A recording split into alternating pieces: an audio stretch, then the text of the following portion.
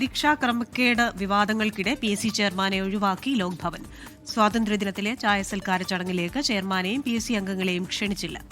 At-home ചടങ്ങിൽ നിന്നുള്ള ഒഴിവാക്കൽ PSC ചെയർമാനെതിരെ കൂടുതൽ നടപടിയുണ്ടാകും എന്ന സൂചന കൂടി നൽകുന്നുണ്ട് എന്നാണ് മനസ്സിലാക്കാൻ കഴിയുന്നത്. അജ്മൽ ദിറാർ തിരുവനന്തപുരത്തും ചേരുന്ന കൂടുതൽ വിവരങ്ങളുമായി. അജ്മൽ, ആദ്യമായിട്ടാണ് ഈ ചായ സൽക്കാര പരിപാടിയിലേക്ക്, അറ്റ്-ഹോം എന്ന് പറയുന്ന പരിപാടിയിലേക്ക് PSC ചെയർമാനെ വിളിക്കാതിരിക്കുന്നത്. അപ്പോൾ അതിൽ വിശദീകരണമായി എന്തെങ്കിലും നൽകുന്നുണ്ടോ? ഇത് സൂചനകൾ മാത്രമാണോ ഈ നിയമ തട്ടിപ്പ് കൊണ്ടാണ് ഈ വിളിക്കാത്തത് എന്നുള്ളത്?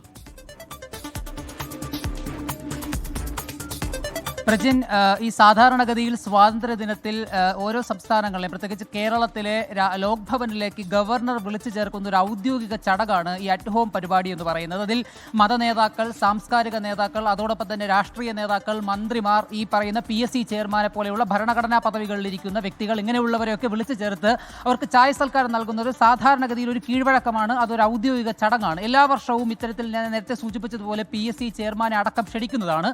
എന്നാൽ ഇന്നലെ നടന്ന സ്വാതന്ത്ര്യദിനവുമായി ബന്ധപ്പെട്ട ഈ അറ്റ് ഹോം പരിപാടിയിൽ നിന്നാണ് ഡോക്ടർ MR ബൈജുവിനെ PSCയുടെ ചെയർമാനെ മാറ്റി നിർത്തിയത്.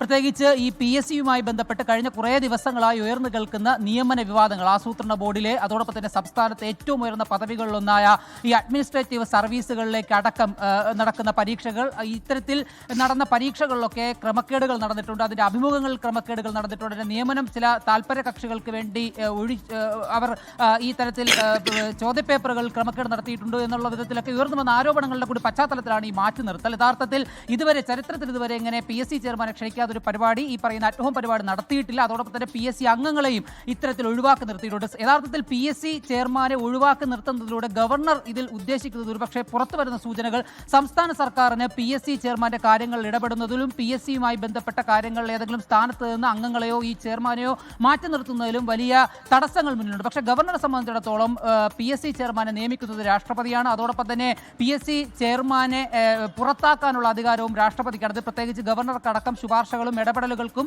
ഭരണഘടനാ പ്രകാരം സാധ്യതകൾ കൂടി നിലനിൽക്കുന്ന പശ്ചാത്തലത്തിൽ PSC ചെയർമാനെ കൂടി ഉൾപ്പെടുത്തി ഇപ്പോൾ നിലവിൽ അന്വേഷിക്കുന്ന PSCയുമായി ബന്ധപ്പെട്ട ക്രമക്കേടുകൾ അന്വേഷിക്കുന്ന അന്വേഷണ സംഘം മുന്നോട്ട് പോകുമ്പോൾ അതിൽ കൂടുതൽ ഇടപെടലുകളിലേക്ക് ഒരുപക്ഷെ ലോക്ഭവൻ കടന്നേക്കുമോ എന്നുള്ള ചോദ്യം കൂടിയാണ് ഈ പശ്ചാത്തലത്തിൽ ഇപ്പോൾ ഉയർന്നു വരുന്നത്. അജ്മൽ, ഈ പറയുന്നത് പോലെ PSC ചെയർമാന്റെ നിയമനം, അതിനുശേഷം ഇപ്പോഴുണ്ടാകുന്ന ഇത്തരത്തിലുള്ള നിയമന ക്രമക്കേടുമായി ബന്ധപ്പെട്ട വാർത്തകൾ, ഇപ്പോൾ ഈ അറ്റ് ഹോം എന്ന് പറയുന്നതിൽ പുറത്താക്കിയെന്ന് പറയുമ്പോൾ, അല്ലെങ്കിൽ അതിൽ ഉൾപ്പെടുത്തിയില്ല എന്ന് പറയുമ്പോൾ, ഒരു ദീർഘകാലാടിസ്ഥാനത്തിൽ PSC ചെയർമാനെ തന്നെ പുറത്താക്കാനുള്ള ഒരു സൂചനയൊക്കെ ആയിട്ട് നമുക്കിതിനെ കാണാമോ?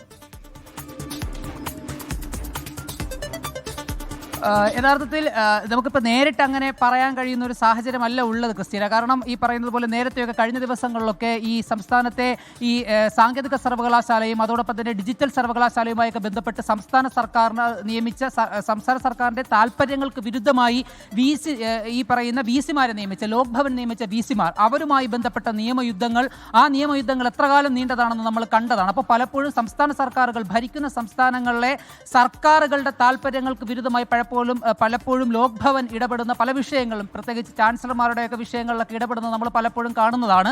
ഈ വിഷയത്തിലും ഒരു കണക്കെ പറഞ്ഞാൽ യഥാർത്ഥത്തിൽ സംസ്ഥാന സർക്കാരിന് ഈ പറയുന്ന PSCയിലെ നിലവിലെ ചെയർമാനോട് താല്പര്യമുണ്ടെങ്കിലും ഇല്ലെങ്കിലും ലോക്ഭവനെ സംബന്ധിച്ചിടത്തോളം ഒരു താല്പര്യക്കുറവ് ഈ വിഷയത്തിൽ നിലവിൽ പ്രകടമാക്കിയിട്ടുണ്ട് എന്ന് തന്നെ നമുക്കിപ്പോൾ കാണേണ്ടതുണ്ട്. കാരണം ഈ നേരത്തെ പറഞ്ഞതുപോലെ അതൊരു കീഴ്വഴക്കമായി മന്ത്രിമാർ, ഇപ്പോൾ നമ്മൾ നേരത്തെയൊക്കെ പറഞ്ഞാൽ മന്ത്രിമാർ പലരും ഈ സംസ്ഥാന സർക്കാരിൻ്റെ ഭാഗമായി നിൽക്കുന്ന മന്ത്രിമാർ, അത് മുഖ്യമന്ത്രി അടക്കം ഈ പറയുന്ന അറ്റ് ഹോം പരിപാടികളിലേക്ക് ക്ഷണിക്കുമ്പോൾ ഈ പറയുന്ന നേരത്തെ ഞാൻ സൂചിപ്പിച്ചതുപോലെ സാങ്കേതിക സർവകലാശാലകളിലും ഡിജിറ്റൽ സർവകലാശാലകളിലെയും VC നിയമനവുമായിട്ടൊക്കെ ബന്ധപ്പെട്ട് ചാൻസലർ എടുക്കുന്ന തീരുമാനങ്ങളിൽ അവർ വിരക്തി പ്രകടിപ്പിച്ച് അറ്റ് ഹോം പരിപാടികളിൽ നിന്ന് മാറി നിൽക്കുന്നത് കണ്ടിട്ടുണ്ട്. പക്ഷേ ഒരാളെ, ഒരു ഔദ്യോഗിക ഭരണഘടനാ പദവിയിലിരിക്കുന്ന ഒരു വ്യക്തിയെ ക്ഷണിക്കാതിരിക്കുന്നത് ചരിത്രത്തിലാദ്യമാണ്. അതുകൊണ്ട് ഏതായാലും തുടർന്നുള്ള നടപടികൾ ഒരുപക്ഷെ ഉണ്ടായേക്കാം എന്നുകൂടി പ്രതീക്ഷിക്കുന്നുണ്ട് ക്രിസ്റ്റീന.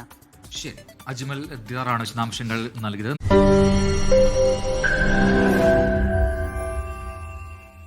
ലോകത്തെവിടെയായാലും ഏത് സമയത്തും 24 വാർത്തകളും ഓഗ്മെന്റഡ് റിയാലിറ്റി പാക്കേജുകളും എക്സ്പ്ലെയിനറുകളും വിശദമായി കാണാൻ ഞങ്ങളുടെ YouTube ചാനൽ നിങ്ങൾക്ക് സബ്സ്ക്രൈബ് ചെയ്യാം.